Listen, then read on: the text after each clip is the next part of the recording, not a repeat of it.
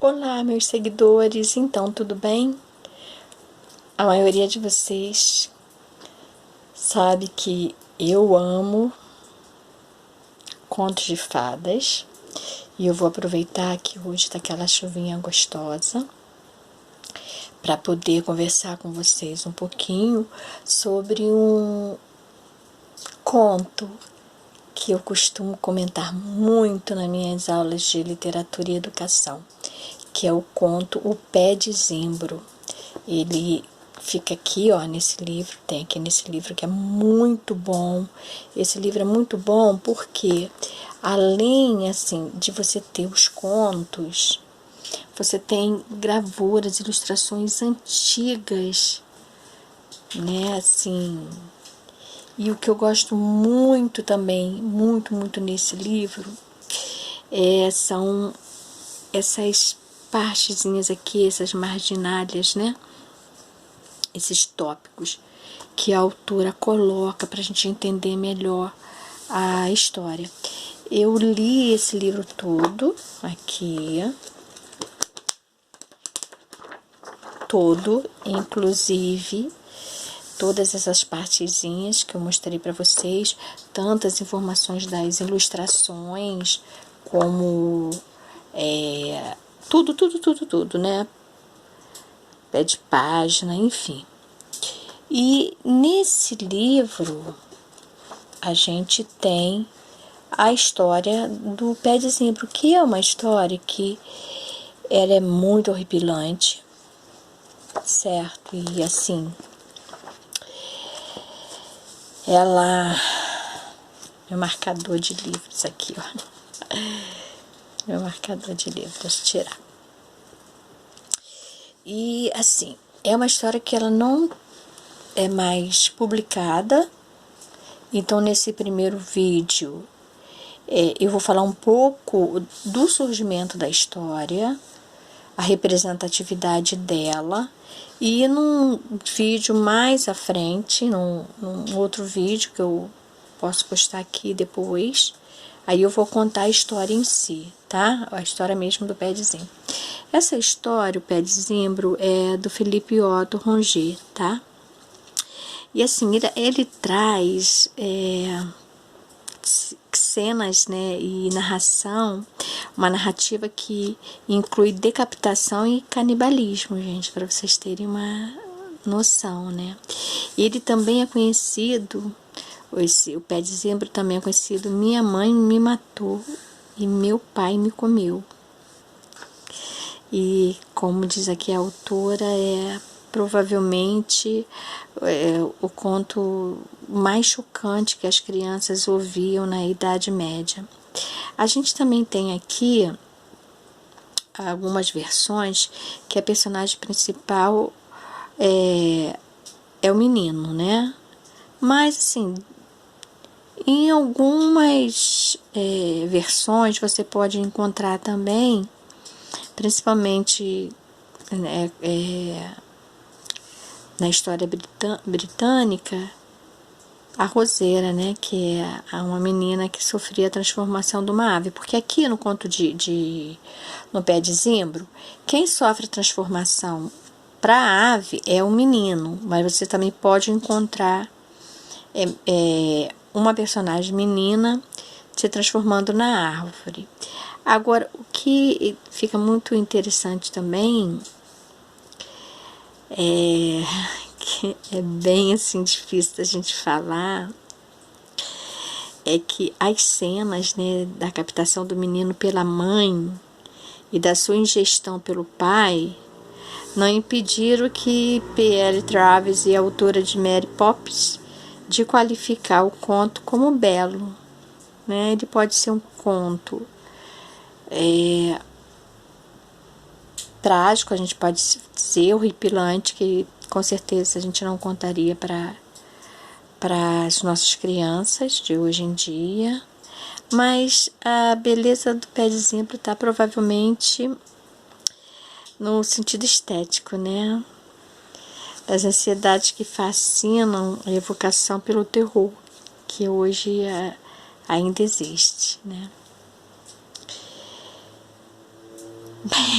Ele diz, então, aqui a autora diz que na personagem da madrasta, a gente encontra uma figura que representa o poder materno, né, enlouquecido, a encarnação natural da força, porque ela traz para si toda a educação do menino que não é filho dela, né? Ela tem uma menina do primeiro casamento, e aí vão acontecer coisas assim bem desagradáveis, né? E na versão dos irmãos Green, assim, o menino é transformado de volta à forma humana, é unido ao pai e à irmã para viver num lar sem mãe. Mas em algumas versões, o menino permanece como uma ave, né? E assim, vocês já ouviram falar de zimbro, de um pé de zimbro? O que é um pé de zimbro, gente? Isso vocês conseguem encontrar, tá?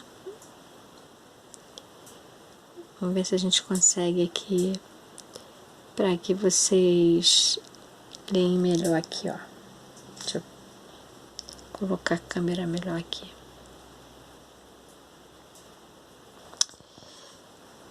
Bem, gente, o pé de zimbro, né? O zimbro tem uma rica tradição folclórica, mas não é especialmente pertinente à árvore desta história, né? O óleo, as cinzas, as bagas, as folhas e a casca dessa árvore são usados em muitas culturas para curar doenças, e seu poder terapêutico que parece torná-la uma escolha natural como lugar de repouso para o menino, né? Uma vez que ele foi decapitado e cozinhado, né, pela madrasta e oferecido ao pai dele. Mas não vou contar muito da história, não, para vocês poderem ouvir a história inteira, tá? Então aqui a gente tem muitas informações.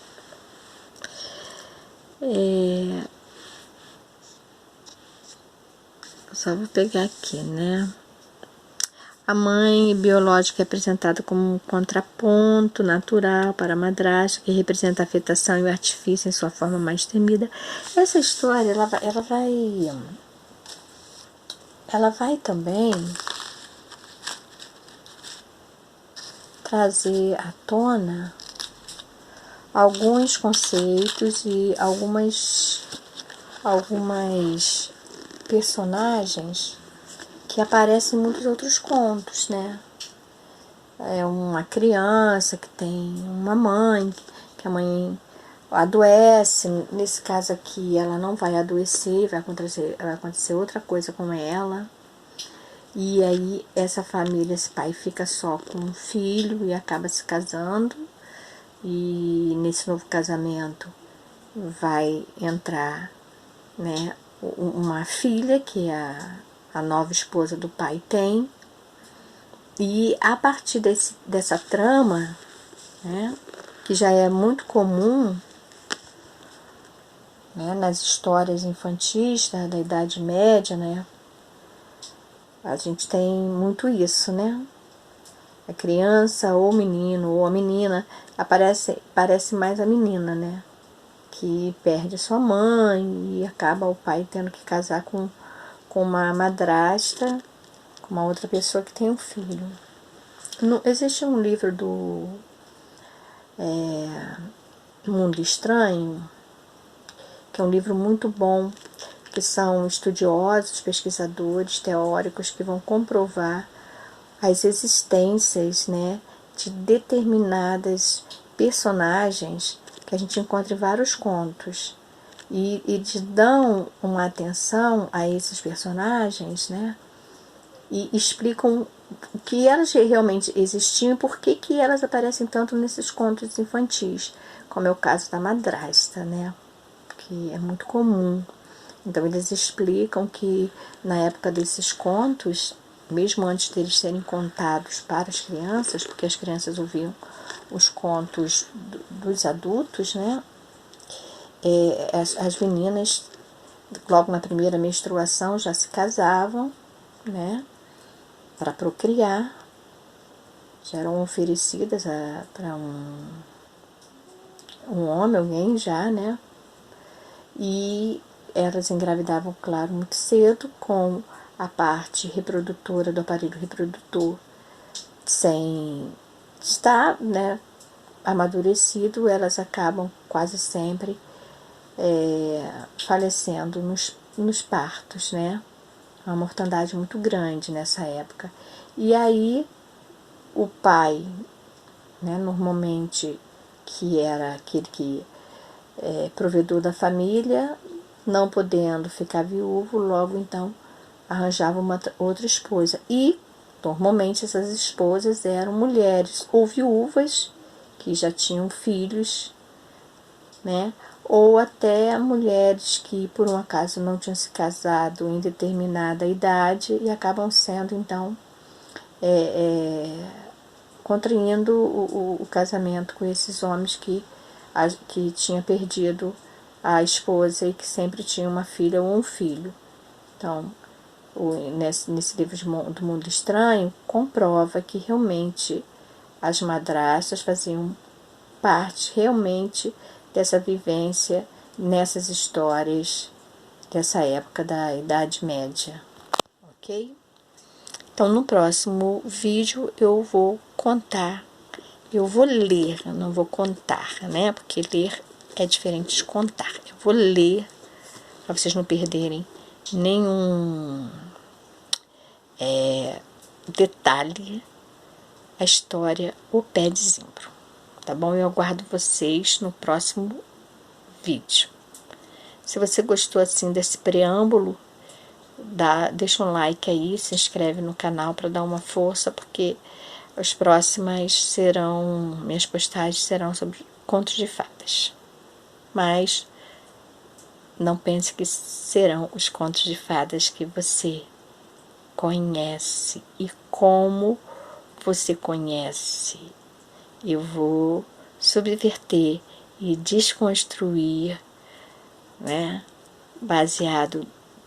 Tendo como base esse livro e outros, né, Fadas no Divã e o próprio Psicanálise de Contos de Fadas, vou desestruturar, vou subverter alguns fatos que acontecem nesses contos que vocês conhecem. Fica comigo para o próximo vídeo, deixa um like e se inscreva no canal.